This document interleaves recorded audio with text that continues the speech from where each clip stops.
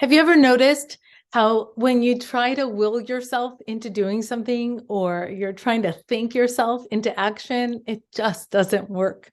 No matter how much you think, I should do this, I should go to the gym, I should get this done, your thoughts are really not the most powerful. What is the most powerful is the action.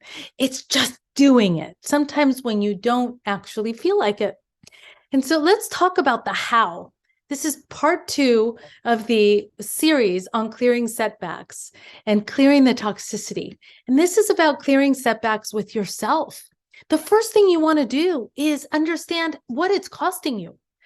What is it costing you to not clear those setbacks, to not go underneath the surface of you and figure out what you need to forgive yourself for, what needs a little bit more kindness and caring and love, and maybe even trust with yourself, because all of those rocks that you are carrying with you are so incredibly heavy.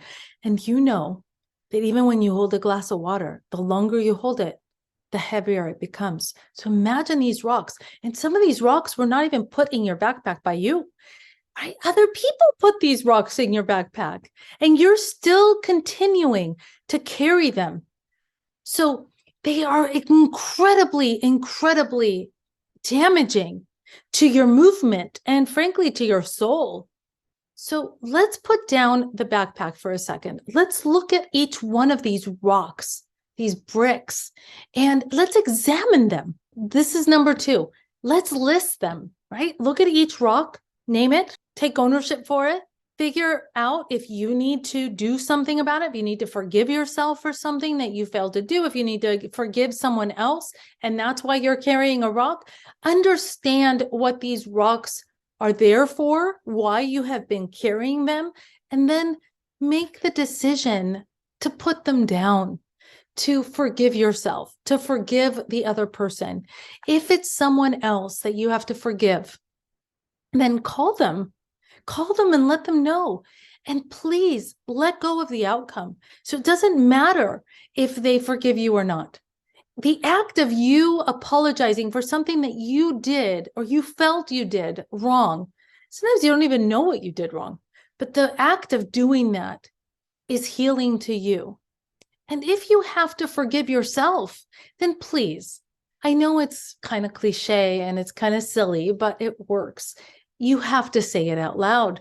And it's some version of, I forgive myself for this, or I'm no longer going to be carrying this rock or this humongous brick any longer, because this is now 10 pounds of weight on me.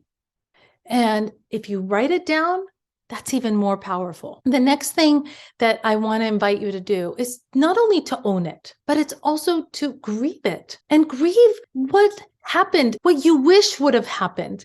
Grieve the way you wish you would have behaved. All of that is in the past now. Grieve for it. Sit in it. Just don't bathe in it. Don't become the grief. And frankly, if you don't treat yourself like you treat others that you love, then how can anyone else look at you and be attracted to that energy when you don't have forgiving energy for yourself, when you don't have caring for yourself, when you don't have trust and love for yourself? So let's learn from our mistakes. And then last thing is, look, guilt is an emotion that we have in order to help us understand that we've done something that has a consequence. We've made a bad choice, or someone has made a bad choice that has impacted us. Therefore, their rock is on our back. And we feel bad about it. We feel bad about the way we handled it, even if we had nothing to do with something, right? So guilt is okay. It's a road sign. But shame is different than guilt, because shame is I am that versus I did that, right? I made the wrong choice versus I am a total blank. I am this mistake. So that shame is toxic. It's important that you let these go, because otherwise you're going to shrink down with the weight and you're not going to be able to see people at eye level that you want to see at eye level, figuratively speaking.